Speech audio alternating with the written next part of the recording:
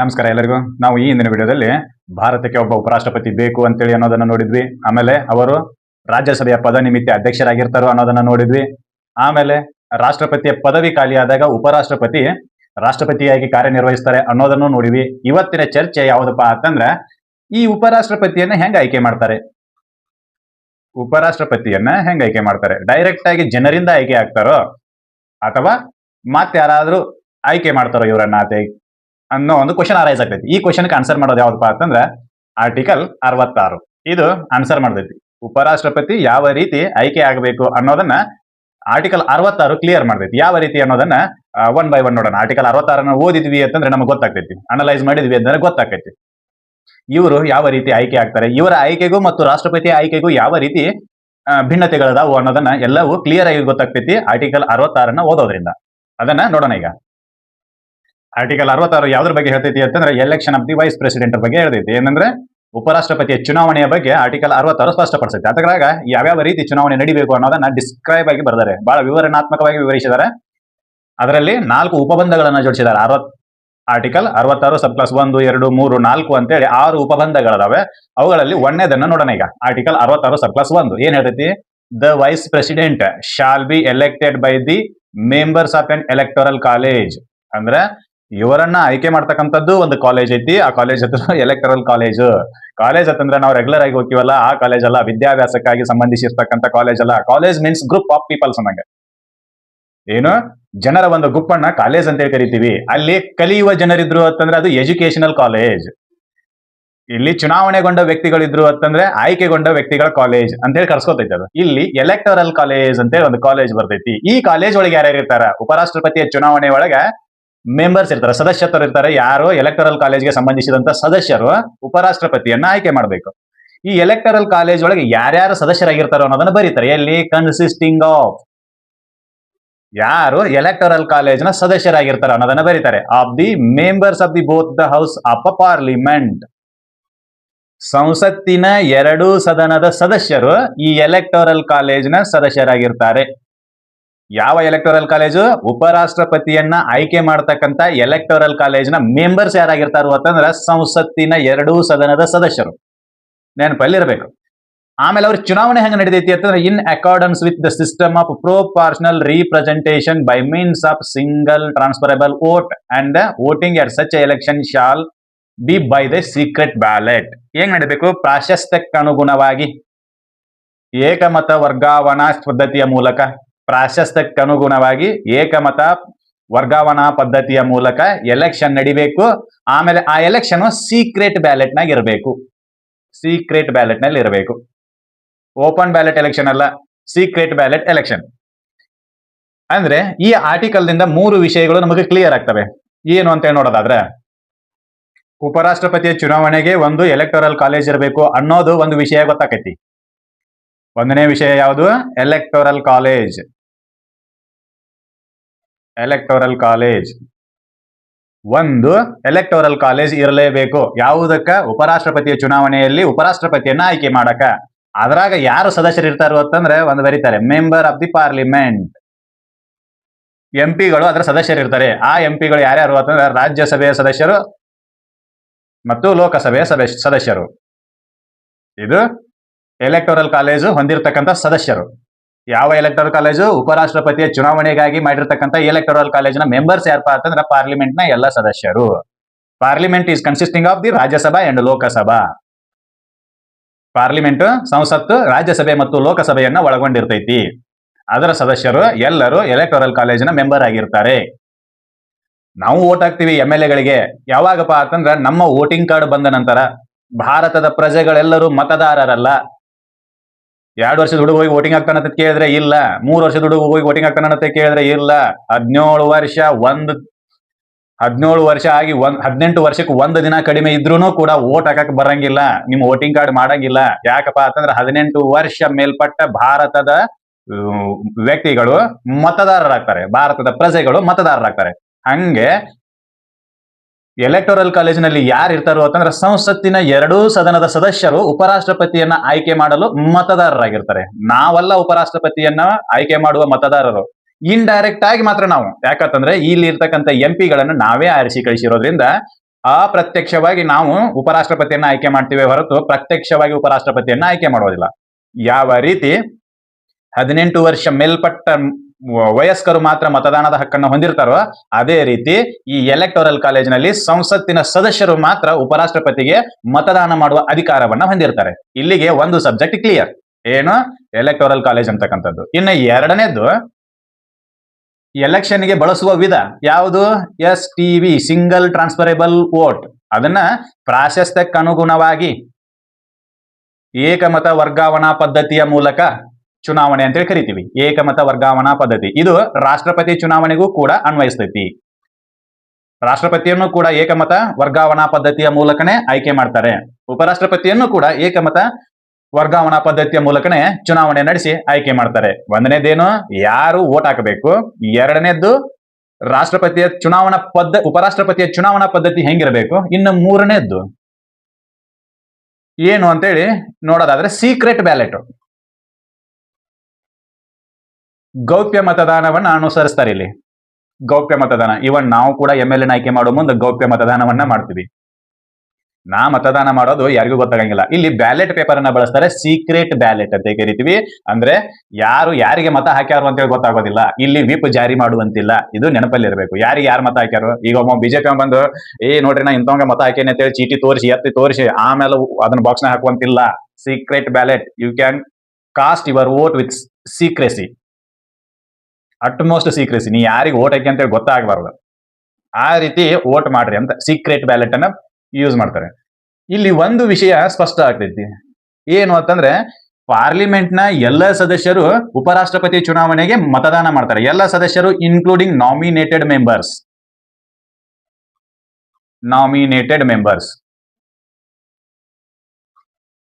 ಯಾರು ನಾಮನಿರ್ದೇಶನದ ಮೂಲಕ ಸಂಸತ್ತಿನ ಸದಸ್ಯರಾಗಿರ್ತಾರೋ ಅವರು ಕೂಡ ಇಲ್ಲಿ ವೋಟ್ ಹಾಕ್ತಾರೆ. ಯಾರಿಗೆ? ಉಪರಾಷ್ಟ್ರಪತಿಗೆ. ಆದ್ರೆ ರಾಷ್ಟ್ರಪತಿಗೆ ವೋಟ್ ಹಾಕೋದಿಲ್ಲ. ನಾಮಿನೇಟೆಡ್ ಮೆಂಬರ್ಸ್ ರಾಷ್ಟ್ರಪತಿಗೆ ವೋಟ್ ಹಾಕೋದಿಲ್ಲ, ಆದ್ರೆ ಉಪರಾಷ್ಟ್ರಪತಿಗೆ ವೋಟ್ ಹಾಕ್ತಾರೆ. Because of what? ಕಾರಣ ಏನು ಅಂತ ಕೇಳಿದ್ರೆ ಇಲ್ಲಿ ಪಾರ್ಶಿಯಾಲಿಟಿನೇ ಇಲ್ಲ. ಈ ನಾಮಿನೇಟೆಡ್ ಮೆಂಬರ್ಸ್ ಅನ್ನ ಆಯ್ಕೆ ಮಾಡಿರೋದು ರಾಷ್ಟ್ರಪತಿ, ಎಲೆಕ್ಷನ್ ನಡೀತಿರೋದು ಉಪರಾಷ್ಟ್ರಪತಿಗೆ. ಅರ್ಥ ಆಯ್ತು? ನಾಮಿನೇಟೆಡ್ ಮಾಡಿರೋದು ರಾಷ್ಟ್ರಪತಿ, ಎಲೆಕ್ಷನ್ ನಡೀತಿರೋದು ಉಪರಾಷ್ಟ್ರಪತಿ. ಹೀಗಾಗಿ ಪಾರ್ಶಾಲಿಟಿ ಆಗೋದಿಲ್ಲ ಅನ್ನೋ ಒಂದು ಕಾರಣಕ್ಕೆ ಇವರಿಗೆ ಮತದಾನದ ಹಕ್ಕನ್ನ ಕೊಟ್ಟಾರೆ. ಎಲೆಕ್ಟೋರಲ್ ಕಾಲೇಜ್ನಲ್ಲಿ ಇವರು ಕೂಡ ಮೆಂಬರ್ಸ್ ಅದಾರೆ. ಉಪರಾಷ್ಟ್ರಪತಿ ಎಲೆಕ್ಟೋರಲ್ ಕಾಲೇಜ್ನಲ್ಲಿ nominated members are also the members of the electoral college of the vice president election ಅಂತ. ವೈಸ್ ಪ್ರೆಸಿಡೆಂಟ್ ಎಲೆಕ್ಷನ್ಗೆ ನಡೀತಕ್ಕಂಥ ಎಲೆಕ್ಟೋರಲ್ ಕಾಲೇಜ್ನ ಮೆಂಬರ್ಸ್ ಯಾರಾಗಿರ್ತಾರೋ ಅಂತಂದ್ರೆ ಸಂಸತ್ತಿನ ಎಲ್ಲ ಸದಸ್ಯರು ಇನ್ಕ್ಲೂಡಿಂಗ್ ನಾಮನಿರ್ದೇಶನಗೊಂಡ ಸದಸ್ಯರು ಕೂಡ ಹೌದು. ಇನ್ನು ಎರಡನೇ ಡಿಫರೆನ್ಸ್ ಏನಪ್ಪಾ ಅಂತಂದ್ರೆ ರಾಷ್ಟ್ರಪತಿಯ ಚುನಾವಣೆಗೆ member of legislative assemblies of the States ಅವರು ಕೂಡ ವೋಟ್ ಹಾಕ್ತಾರೆ. ಅಂದ್ರೆ MLAಗಳು ಕೂಡ ವೋಟ್ ಹಾಕ್ತಾರೆ. ಯಾರಿಗೆ? ರಾಷ್ಟ್ರಪತಿಗೆ.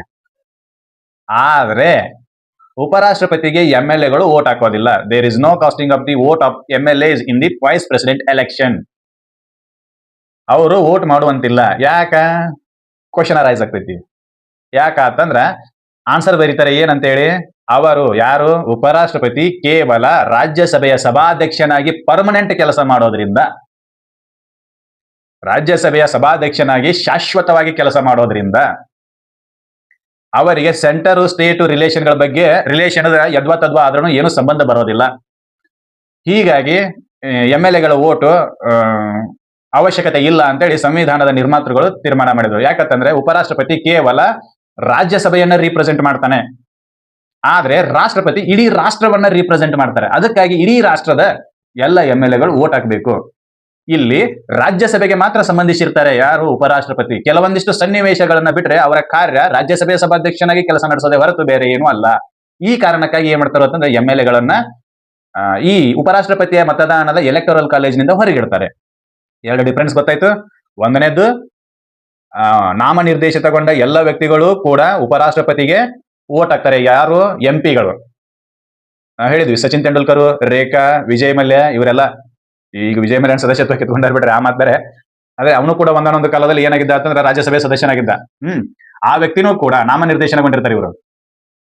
ಇವರು ನಾಮನಿರ್ದೇಶನಗೊಂಡ ವ್ಯಕ್ತಿಗಳು ಏನ್ ಮಾಡ್ತಾರೋ ಅಂತಂದ್ರೆ ಉಪರಾಷ್ಟ್ರಪತಿಯ ಚುನಾವಣೆಯಲ್ಲಿ ಭಾಗಿಯಾಗ್ತಾರೆ, ಆದ್ರೆ ರಾಷ್ಟ್ರಪತಿಯ ಚುನಾವಣೆಯಲ್ಲಿ ಭಾಗಿಯಾಗೋದಿಲ್ಲ. ನೆನಪಲ್ಲಿರ್ಲಿ. ಆಮೇಲೆ ರಾಷ್ಟ್ರಪತಿಯ ಚುನಾವಣೆಯಲ್ಲಿ ಭಾಗಿಯಾಗಿರ್ತಕ್ಕಂಥ ರಾಜ್ಯ ವಿಧಾನಸಭೆಯ ಸದಸ್ಯರಾಗಿರ್ತಕ್ಕಂಥ MLAಗಳು ಉಪರಾಷ್ಟ್ರಪತಿಯ ಚುನಾವಣೆಯಲ್ಲಿ ಭಾಗಿಯಾಗೋದಿಲ್ಲ.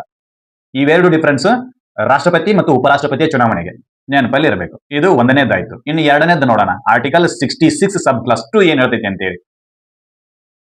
ಇಲ್ಲಿನೂ ಕೂಡ ರಾಷ್ಟ್ರಪತಿಗೆ ಇರತಕ್ಕಂಥ ನಿಬಂಧನೆಗಳನ್ನ ಇಲ್ಲಿನೂ ಉಪರಾಷ್ಟ್ರಪತಿಗೆ ಹೇರ್ಯಾರ. ಏನಂತಂದ್ರೆ vice president shall not be a member of either house of the parliament or of house of the legislature of any state and if a member of either house of the parliament or of house of the legislature of any state to elected vice president he shall be deemed to have vacated his seat in that house on the date on which he enters upon his office as a vice president. ಏನ ಇಲ್ಲಿ clear ಮಾಡ್ತಾರೆ. ಉಪರಾಷ್ಟ್ರಪತಿಯು ಯಾವುದೇ ಸದನದ ಸದಸ್ಯನಾಗಿರುವಂತಿಲ್ಲ, ಸಂಸತ್ತಿನ ಯಾವುದೇ ಸದನದ ಸದಸ್ಯನಾಗಿರುವಂತಿಲ್ಲ, ಜೊತೆಗೆ ರಾಜ್ಯದ ವಿಧಾನಸಭೆಗಳ ಸದಸ್ಯನೂ ಆಗಿರುವಂತಿಲ್ಲ. ಏನು ಸಂಸತ್ತಿನ ಸದಸ್ಯನೂ ಆಗಂಗಿಲ್ಲ, ವಿಧಾನಸಭೆಯ ಸದಸ್ಯನೂ ಆಗಂಗಿಲ್ಲ. ಕ್ಲಿಯರ್. ಯಾವಾಗ ವಿಧಾನಸಭೆಯ ಅಥವಾ ಸಂಸತ್ತಿನ ಸದಸ್ಯನು ಉಪರಾಷ್ಟ್ರಪತಿಯಾಗಿ ಆಯ್ಕೆ ಆಗ್ತಾನೋ ಆವಾಗ ಅವನು ತನ್ನ ಕಚೇರಿಗೆ ಬಂದು ಪದಗ್ರಹಣ ಮಾಡಿದ ಅಂತಂದ್ರೆ ಅವನ ಸಂಸತ್ತಿನ ಅಥವಾ ವಿಧಾನಸಭೆಯ ಏನು ಸೀಟು ಖಾಲಿ ಆಗ್ತೈತಿ. ಥಿಯರಿ ಆಫ್ ಅಜಂಪ್ಷನ್ ಬರೀತಾರೆ. ಡೀಮ್ಡ್ ಟು ಹ್ಯಾವ್ ಅಂತೇಳಿ ಥಿಯರಿ ಆಫ್ ಅಜಂಪ್ಷನ್ ಊಹೆ ಮಾಡಲಾಗ್ತೈತಿ. ಏನಂತೇಳಿ ಆತನ ಯಾರು ಮೆಂಬರ್ ಆಫ್ ಪಾರ್ಲಿಮೆಂಟ್ MP ಅಥವಾ MLA ಏನಾದ್ರೂ ಉಪರಾಷ್ಟ್ರಪತಿ ಎಲೆಕ್ಷನ್ಗೆ ನಿಂತು ಆಯ್ಕೆಯಾಗಿದ್ದ ಅಂತಂದ್ರೆ ಅವನು ಪದಗ್ರಹಣ ಮಾಡಿದ ದಿನದಿಂದ ಉಪರಾಷ್ಟ್ರಪತಿಯ ಆಫೀಸಿಗೆ ಹೋಗಿ ಸಹಿ ಮಾಡಿದ ತಕ್ಷಣದಿಂದ ಆತನ MP ಸೀಟು ಅಥವಾ MLA ಸೀಟು ವೇಕೆಂಟ್ ಆಕೈತಿ, ಖಾಲಿ ಆಕೈತಿ ಅಂತೇಳಿ ಆರ್ಟಿಕಲ್ 66 ಸಬ್ ಕ್ಲಾಸ್ 2 ಹೇಳ್ತೈತಿ. ಇದೇ ರಾಷ್ಟ್ರಪತಿಗೂ ಕೂಡ ಅನ್ವಯ ಆಗಿತ್ತು. ರಾಷ್ಟ್ರಪತಿದ ಹಂಗೆ ರಾಷ್ಟ್ರಪತಿ cannot be a member of the either house of the parliament R any legislature assemblies of the state. ಏನು ರಾಷ್ಟ್ರಪತಿಯು ಕೂಡ ಯಾವುದೇ ಸದನ ಅಂತಂದ್ರೆ ಇಲ್ಲಿ ಸಂಸತ್ತಿನ ಸದನ ಅಂತ ಹೇಳಕತ್ತೀವಿ. ಸಂಸತ್ತಿನ ಸದನದ ಸದಸ್ಯನಾಗಿರುವಂತಿಲ್ಲ, ಜೊತೆಗೆ ವಿಧಾನಸಭೆಯ ಸದಸ್ಯನೂ ಆಗಿರುವಂತಿಲ್ಲ.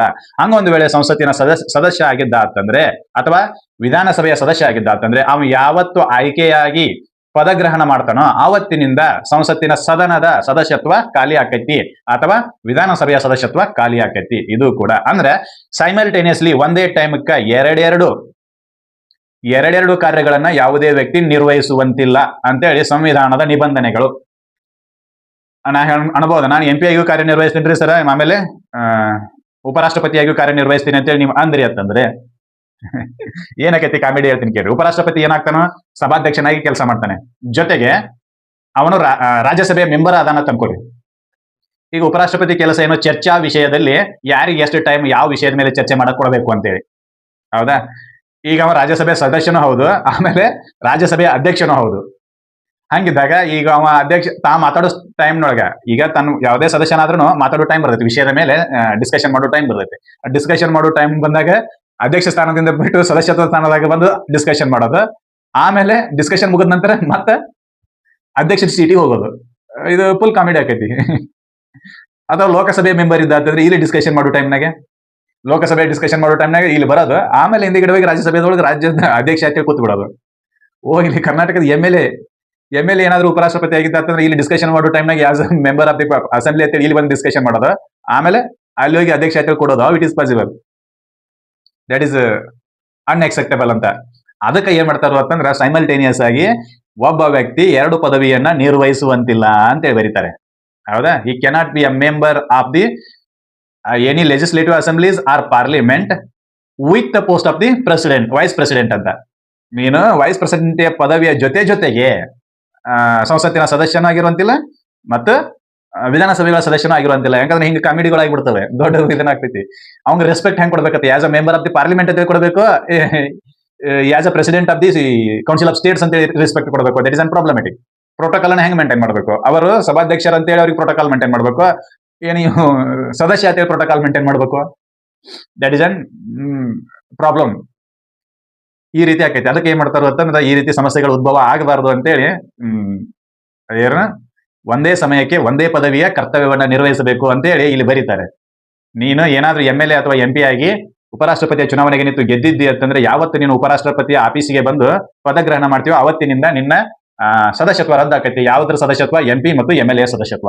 ಒಂದು ವೇಳೆ ನೀನು MP ಅಥವಾ MLA ಆಗಿ MLA ಆಗಿದ್ದು ಉಪರಾಷ್ಟ್ರಪತಿಯಾಗಿ ಆಯ್ಕೆಯಾಗಿದ್ರೆ ಮಾತ್ರ, ಇಲ್ಲ ಅಂದ್ರೆ ಇಲ್ಲ, ಏನ್ ತೊಂದರೆ ಇಲ್ಲ. ಇದು ಅಂದ್ರೆ ಒಂದು ಮಾತ್ರ ಕ್ಲಿಯರ್ ಆಕತಿ. ಒಬ್ಬ ವ್ಯಕ್ತಿ ಒಂದು ಕಾಲಕ್ಕೆ ಒಂದೇ ಪದವಿಯನ್ನು ಹೊಂದಿರಬೇಕು, ಹೊರತಾಗಿ ಎರಡೆರಡು ಪದವಿಗಳನ್ನ ಏಕಕಾಲಕ್ಕೆ ನಿರ್ವಹಿಸುವಂತಿಲ್ಲ. ಅದು ಪ್ರಾಬ್ಲಮ್. ಸ್ಯಾಲರಿ ರಾಜ್ಯಸಭೆದು ಕೊಡಬೇಕು, ಏನು ಸದಸ್ಯಂದು ಕೊಡಬೇಕು, ಇದು ಸಮಸ್ಯೆ ಆಕೈತಿ. ಇಲ್ಲ ಎರಡು ಕೊಡಬೇಕು, ಇದು ಸಮಸ್ಯೆ. ಇರ್ಲಿ, ಅದೇನಾರ ಇರ್ಲಿ, ಸೆಕೆಂಡರಿ ನೋಡೋಣ. ಏನಂತೇಳಿ ಗೊತ್ತಾಯ್ತು? ವೈಸ್ ಪ್ರೆಸಿಡೆಂಟ್ ಯಾವುದೇ ಸದನದ ಸದಸ್ಯನಾಗಿರುವಂತಿಲ್ಲ ಅಂತಂದ್ರೆ ಹಿ cannot be a member of the Rajya Sabha and Lok Sabha. ಅವ ರಾಜ್ಯಸಭೆಯ ಅಧ್ಯಕ್ಷನಾಗಿದ್ದು ಕೂಡ ರಾಜ್ಯಸಭೆಯ ಸದಸ್ಯನಾಗಿರುವಂತಿಲ್ಲ. ನೆನಪಲ್ಲಿ ಇರಬೇಕು. ಉಪರಾಷ್ಟ್ರಪತಿ ರಾಜ್ಯಸಭೆಯ ಸದಸ್ಯನಾಗಿದ್ದು ಕೂಡ ರಾಜ್ಯಸಭೆಯ ಅಧ್ಯಕ್ಷನಾಗಿದ್ದು ಕೂಡ ಸದಸ್ಯನಾಗಿರುವಂತಿಲ್ಲ. ರಾಜ್ಯಸಭೆಯ ಸದಸ್ಯ ಆಗಿರಬಾರ್ದು. ಇಂಪಾರ್ಶಿಯಾಲಿಟಿ ಮೇಂಟೈನ್ ಮಾಡೋ ಸಂಬಂಧ, ಪಾರ್ಶಾಲಿಟಿಯನ್ನ ತೆಗೆದುಹಾಕುವ ಸಂಬಂಧ ಏನ್ ಮಾಡ್ತಾರೋ ಅಂತಂದ್ರೆ ಒಬ್ಬ ಅಧ್ಯಕ್ಷನನ್ನ ಬೇರೆ ಕಡೆಯಿಂದ ಆಯ್ಕೆ ಮಾಡ್ತಾರೆ. ಇದೊಂದು ವಿಚಿತ್ರ, ಅದು ಹೆಂಗೋ ಏನೋ ಗೊತ್ತಿಲ್ಲ. He is a president of the council of state with with the post of the vice president. Vice president ನ ಪದವಿಯ ಜೊತೆಗೆ ಅವರು ಸಭಾಧ್ಯಕ್ಷನಾಗಿರೋದ್ರಿಂದ ಆತನನ್ನ ಹೊರಗಿನ ವ್ಯಕ್ತಿಯನ್ನ ಆಯ್ಕೆ ಮಾಡ್ತಾರೆ. ರಾಜ್ಯಸಭೆಯ ವ್ಯಕ್ತಿಯನ್ನೇ ಅಧ್ಯಕ್ಷನನ್ನಾಗಿ ಮಾಡುವಂತಿಲ್ಲ. ಒಂದು ಕ್ಲಿಯರ್ ಏನಕತ್ತಿ ಅಂತಂದ್ರೆ ಉಪರಾಷ್ಟ್ರಪತಿ ರಾಜ್ಯಸಭೆಯ ಅಧ್ಯಕ್ಷನಾಗಿದ್ದು ಕೂಡ ಸದಸ್ಯನಾಗಿರುವಂತಿಲ್ಲ, ರಾಜ್ಯಸಭೆಯ ಸದಸ್ಯನಾಗಿರುವಂತಿಲ್ಲ. ಬರೀ ರಾಜ್ಯಸಭೆಯದಷ್ಟೇ ಅಲ್ಲ, ಸಂಸತ್ತಿನ ಯಾವುದೇ ಸದನದ ಸದಸ್ಯನಾಗಿರುವಂತಿಲ್ಲ, ಜೊತೆಗೆ ವಿಧಾನಸಭೆಯ ಸದಸ್ಯನೂ ಆಗಿರುವಂತಿಲ್ಲ. ಇದಿಷ್ಟು ಕ್ಲಿಯರ್. ಯಾವುದರಿಂದ? ಆರ್ಟಿಕಲ್ 66 ಸಬ್ ಕ್ಲಾಸ್ 2ರಿಂದ. ಇನ್ನು 3, 4, 2 ಅದಾವ. ಅವೇನ್ ಹೇಳ್ತಾವ ಅನ್ನೋದನ್ನ ನೋಡೋಣ. ಆರ್ಟಿಕಲ್ 66 ಸಬ್ ಕ್ಲಾಸ್ 3 ಏನ್ ಹೇಳ್ತೈತಿ ಅಂತಂದ್ರೆ ಉಪರಾಷ್ಟ್ರಪತಿಯ ಚುನಾವಣೆಗೆ ನಿಲ್ಲಲು ವ್ಯಕ್ತಿಗೆ ಬೇಕಾಗಿರ್ತಕ್ಕಂಥ ಅರ್ಹತೆಗಳ ಬಗ್ಗೆ ಹೇಳ್ತೈತಿ. The qualification of the person who standing in the election of the vice president ಅಂತ. ಯಾರು ಉಪರಾಷ್ಟ್ರಪತಿ ಪದವಿಗೆ ಎಲೆಕ್ಷನ್ ನಿಲ್ತಿರ್ತಾರೋ ಅವರಿಗೆ ಇರಲೇಬೇಕಾಗಿರ್ತಕ್ಕಂಥ ಅರ್ಹತೆಗಳ ಬಗ್ಗೆ ಹೇಳ್ತೈತಿ. ಏನ್ ಅರ್ಹತೆಗಳು ಇರಬೇಕು ಅಂತಂದ್ರೆ ಹಿ is a citizen of India ಅಂತ ಫಸ್ಟ್ನೇ ಅರ್ಹತೆ ಇದು. ಅವನು ಭಾರತದ ನಾಗರಿಕನಾಗಿರಬೇಕು. ನಾಗರಿಕನಲ್ಲದ ವ್ಯಕ್ತಿಯನ್ನ ನೀವು ಉಪರಾಷ್ಟ್ರಪತಿ ಮಾಡುವಂತಿಲ್ಲ. He is a citizen of the India. Shall ಅಂತ ಬರೀತಾರೆ, ಕಂಪಲ್ಸರಿ. ಅದೇನು ಮಲ್ಟಿಪಲ್ ಚಾಯ್ಸ್ ಇಲ್ಲ, ಸಿಂಗಲ್ ಒಂದೇ, ಅವನು ಕಂಪಲ್ಸರಿ ಅದು ಇರಲೇಬೇಕು. ಜೊತೆಗೆ he completed the age of 35 years. ಅವನಿಗೆ 35 ವರ್ಷ ವಯಸ್ಸಾಗಿರಬೇಕು. ಅರ್ಧ ಆಯುಷ್ಯ ಇಲ್ಲೇ ಮುಗಿದಿರಬೇಕು. ಎಲ್ಲಿ ಚುನಾವಣೆಗೆ ನಿಲ್ಲಬೇಕು ಅಂತಂದ್ರೆ ವ್ಯಕ್ತಿ ಅರ್ಧ ಆಯುಷ್ಯ ಮುಗಿದಿರಬೇಕು. ವ್ಯಕ್ತಿ ಅರ್ಧ ಆಯುಷ್ಯ, ಈಗ ನಾವು 70 ವರ್ಷಕ್ಕೆ ಬಂದಿವಿ, ಅದ್ರ ಸಂಬಂಧ ನಾವು 70 ವರ್ಷನ ಅರ್ಧ ಆಯುಷ್ಯ ಅಂತ ಕನ್ಸಿಡರ್ ಮಾಡ್ತೀವಿ. ಅದು ಗಂಡ್ಮಕ್ಳದ 66 ಐತಿ, 66.9 ಹಿಂಗೇನೋ ಇದೆ. 66 ವರ್ಷ 9 ತಿಂಗಳು ಬದುಕ್ತೀರಿ ಅಷ್ಟೇ. ಹೆಣ್ಮಕ್ಳಾದ್ರೆ 70 ವರ್ಷ ಐತಿ.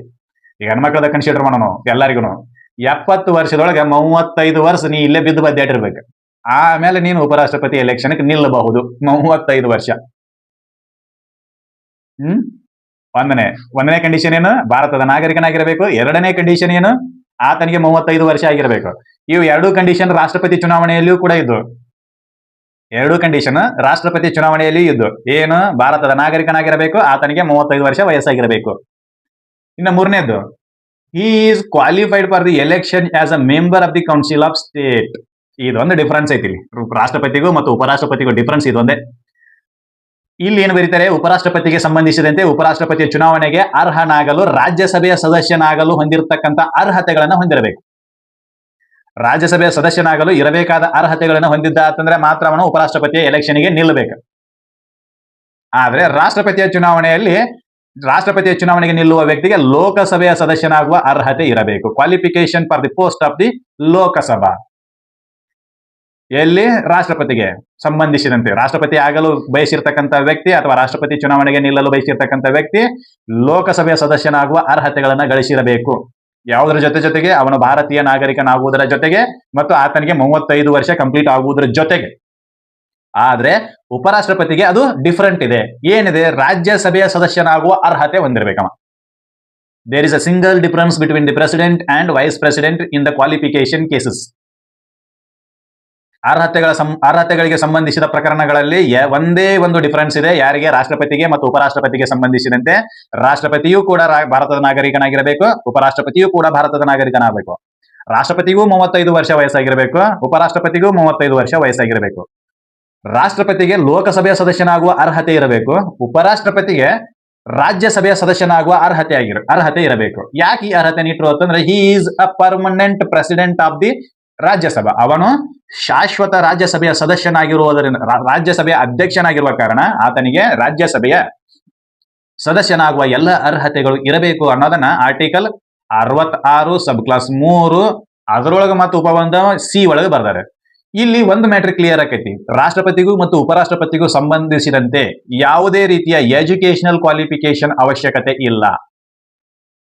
There is no need of the educational qualification for the post of the president and vice president. ನೀನು ಸಾಲಿ ಕಲಲಾರ್ದ ಹೆಬ್ಬಟ್ಟಿದ್ರೂ ಕೂಡ ನೀನು ಉಪರಾಷ್ಟ್ರಪತಿ ಮತ್ತು ರಾಷ್ಟ್ರಪತಿಯಾಗಿ ಆಯ್ಕೆಯಾಗಬಹುದು.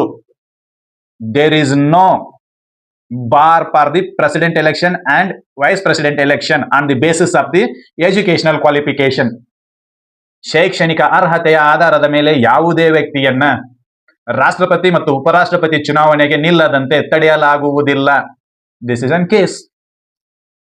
ಒಬ್ಬ ಎಸ್ಡಿಎ ಆಗಿ ಆಯ್ಕೆ ಆಗಬೇಕು ಅಂತಂದ್ರೆ he should be completed age of 18 years and he should be qualified as completed his PUC education. ಆದ್ರೆ ಒಬ್ಬ ಉಪರಾಷ್ಟ್ರಪತಿಯಾಗಿ ಆಯ್ಕೆಯಾಗಲು ಯಾವುದೇ ರೀತಿಯ ಶೈಕ್ಷಣಿಕ ಅರ್ಹತೆಗಳು ಅವಶ್ಯಕತೆ ಇಲ್ಲ. ಇದು ಅಪಹಾಸ್ಯ. ಏನ್ ಮಾಡೋದಕ್ಕಾಗೋದಿಲ್ಲ. ಸಂವಿಧಾನದೊಳಗನ ಆ ರೀತಿ ಪ್ರಾವಿಷನ್ಗಳಿದಾವೆ. ಸರ್, ಮತ್ತೆ ಹೆಬ್ಬಟ್ಟಿನ ವ್ಯಕ್ತಿಗಳು ಶಾಣ್ಯಾರ್ ಇರೋದಿಲ್ಲ ಅಂತ ಕೇಳಿದ್ರೆ ಬಹಳ ಶಾಣ್ಯಾರ್ ಇರ್ತಾರೆ, ನಾವ್ ಇಲ್ಲ ಅನ್ನೋದಿಲ್ಲ. ಅನುಭವ ಬಹಳ ಕಲಿಸ್ತೈತಿ. ಸಾಲಿ ಅನುಭವ ಎಲ್ಲೈತಿ?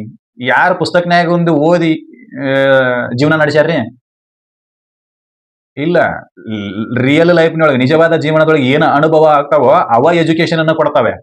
ಅಂತಹ ವ್ಯಕ್ತಿಯು ಕೂಡ ಸುಭದ್ರವಾಗಿ ದೇಶವನ್ನ ಆಳಬಹುದು. There is no question at all.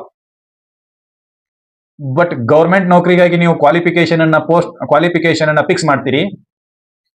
ಅದೇ ಸಂವಿಧಾನಿಕ ಪದವಿಗಳಿಗೆ ಯಾವುದೇ ರೀತಿಯಾಗಿರ್ತಕ್ಕಂಥ ಕ್ವಾಲಿಫಿಕೇಶನ್ ಗಳನ್ನ ಫಿಕ್ಸ್ ಮಾಡೋದಿಲ್ಲ. ಕಾರಣ ಏನು? ಯಾಕೆ? ಇರ್ಲಿ, ಅದೇನಾರ ಸೆಕೆಂಡರಿ ಇರ್ಲಿ. ಇದಿಷ್ಟು ಅಂದ್ರೆ ಒಂದು ಸಮಸ್ಯೆ ಪರಿಹಾರ ಆಕೈತಿ, ಒಂದು ವಿಷಯ ನಮಗೆ ಗೊತ್ತಾಕೈತಿ. ರಾಷ್ಟ್ರಪತಿ ಮತ್ತು ಉಪರಾಷ್ಟ್ರಪತಿ ಇಬ್ಬರಿಗೂ ಕೂಡ ಯಾವುದೇ ರೀತಿಯಾಗಿರ್ತಕ್ಕಂಥ ಶೈಕ್ಷಣಿಕ ಅರ್ಹತೆಗಳ ಅವಶ್ಯಕತೆ ಇರುವುದಿಲ್ಲ. ಇದು ಕ್ಲಿಯರ್. ಇದ್ರ ಜೊತೆಗೆ ಇನ್ನೊಂದು ಕಂಡೀಷನ್ ಐತಿ. ಆರ್ಟಿಕಲ್ 66 ಸಬ್ ಕ್ಲಾಸ್ 4 ಕ್ಲಿಯರ್ ಮಾಡತೈತಿ. ಅದೇನ ಅಂತ ಹೇಳಿ ನೋಡೋದಾದ್ರೆ, a person shall not be eligible for election as a vice president if he holds any office of profit under the government of India or the government of any state or under any local or other authority subject to control of any of the said governments. ಒಬ್ಬ ವ್ಯಕ್ತಿ ಲಾಭದಾಯಕ ಹುದ್ದೆಯಲ್ಲಿದ್ದರೆ ಆ ವ್ಯಕ್ತಿಯು ಕೂಡ ರಾಷ್ಟ್ರಪತಿ ಚುನಾವಣೆಗೆ ಅರ್ಹನಲ್ಲ. ಒಬ್ಬ ವ್ಯಕ್ತಿ ಪ್ಯೂನ್ ಇದ್ದ ಅಂತಂದ್ರೆ, ಒಬ್ಬ ವ್ಯಕ್ತಿ ಮಾಸ್ಟರ್ ಇದ್ದ ಅಂತಂದ್ರೆ, ಒಬ್ಬ ವ್ಯಕ್ತಿ ಪ್ರಿನ್ಸಿಪಾಲ್ ಇದ್ದ ಅಂತಂದ್ರೆ, ಒಬ್ಬ ವ್ಯಕ್ತಿ ತಹಶೀಲ್ದಾರ್ ಇದ್ದ ಅಂತಂದ್ರೆ ಆ ವ್ಯಕ್ತಿ ರಾಜೀನಾಮೆ ಕೊಡದ ಹೊರತು ಉಪರಾಷ್ಟ್ರಪತಿಯ ಎಲೆಕ್ಷನ್ಗೆ ಕಂಟೆಸ್ಟ್ ಮಾಡುವಂತಿಲ್ಲ, ಸ್ಪರ್ಧೆ ಮಾಡುವಂತಿಲ್ಲ. ಇಲ್ಲಿ ಡಿಸ್ಕ್ವಾಲಿಫಿಕೇಶನ್ ಗಳ ಬಗ್ಗೆ ಬರೀತಾರೆ. ಯಾವ ವ್ಯಕ್ತಿ ಲಾಭದಾಯಕ ಹುದ್ದೆಯಲ್ಲಿ ಇರ್ತಾನೋ ಅವನು ಉಪರಾಷ್ಟ್ರಪತಿಯ ಪದವಿಗೆ ಸ್ಪರ್ಧೆ ಮಾಡುವಂತಿಲ್ಲ. ಕಾರಣ ಅವನು ಲಾಭದಲ್ಲಿದಾನು. ಹೌದಾ? ಆದ್ರೆ ಲಾಭದಾಯಕ ಹುದ್ದೆಗಳು ರಾಷ್ಟ್ರಪತಿ, ಉಪರಾಷ್ಟ್ರಪತಿ, MLA, MP ಯಾವ ಲಾಭದಾಯಕ ಹುದ್ದೆಗಳ ಅಲ್ಲ ಅಂತೇಳಿ ಕ್ಲಿಯರ್ ಮಾಡ್ಯಾರ. There is an judgment in this regards. ಇದರ ಕುರಿತಂತೆ ಜಜ್ಮೆಂಟ್ಗಳು ಬಂದವೆ. ಇದು ಕಂಡೀಷನ್ ರಾಷ್ಟ್ರಪತಿಗೂ ಇತ್ತು. ಯಾವ ವ್ಯಕ್ತಿ ಬ್ಯೂರೋಕ್ರಾಸಿಯಲ್ಲಿ ಇದ್ದು ಎಲೆಕ್ಷನ್ಗೆ ಕಂಟೆಸ್ಟ್ ಮಾಡ್ತಾನ ಅಂತಂದ್ರೆ ಅವನಿಗೆ ಅನುಮತಿ ಇಲ್ಲ. ಆತ ತನ್ನ ಹುದ್ದೆಗೆ ರಾಜೀನಾಮೆ ಕೊಟ್ಟು ಬರಬೇಕು. ಅದೇ ಹೇಳ್ತೀವಲ್ಲ, ಕುಸ್ತಿಗೆ ಒಳಗೆ ಬರಬೇಕು ಅಂತಂದ್ರೆ ರಾಜೀನಾಮೆ ಕೊಟ್ಟ ಒಳಗೆ ಬರಬೇಕು. ಪಳ್ಯಾಗ ಬಾ ಅಂತಂದ್ರೆ ರಾಜೀನಾಮೆ ಕೊಟ್ಟ ಬರಬೇಕು. ಯಾರು? ಲಾಭದಾಯಕ ಹುದ್ದೆಯಲ್ಲಿ ಇದ್ದವರು. ಸೆಂಟ್ರಲ್ ಗವರ್ಮೆಂಟ್ ನ ಲಾಭದಾಯಕ ಹುದ್ದೆಯಲ್ಲೇ ಇರಲಿ, ರಾಜ್ಯ ಸರ್ಕಾರದ ಲಾಭದಾಯಕ ಹುದ್ದೆಯಲ್ಲೇ ಇರಲಿ, ಇಲ್ಲ ಸ್ಥಳೀಯ ಸರ್ಕಾರಗಳಲ್ಲಿನ ಲಾಭದಾಯಕ ಹುದ್ದೆಗಳಲ್ಲೇ ಇರಲಿ, ಆ ವ್ಯಕ್ತಿ ಉಪರಾಷ್ಟ್ರಪತಿ ಎಲೆಕ್ಷನ್ಗೆ ಸ್ಪರ್ಧೆ ಮಾಡುವಂತಿಲ್ಲ. Because of what? He is in the post of the office of profit. ಲಾಭದಾಯಕ ಹುದ್ದೆಯಲ್ಲಿ ಅದಾನ. ಆದ್ರೆ MLA, MP, ಈ ರೀತಿ ಮಿನಿಸ್ಟ್ರು, ಇವೆಲ್ಲ ಹುದ್ದೆಗಳು ಲಾಭದಾಯಕ ಹುದ್ದೆಗಳ ಅಲ್ಲ. ಇವರು ಚುನಾವಣೆಗೆ ಸ್ಪರ್ಧೆ ಮಾಡಬಹುದು ರಾಜೀನಾಮೆ ಕೊಡದೆ. ಇದಿಷ್ಟು ಅರ್ಥ ಆಯ್ತು ಅಂತಂದ್ರೆ ಇಲ್ಲಿಗೆ ಆರ್ಟಿಕಲ್ 66 ಖತಮ್ ಆಯ್ತು.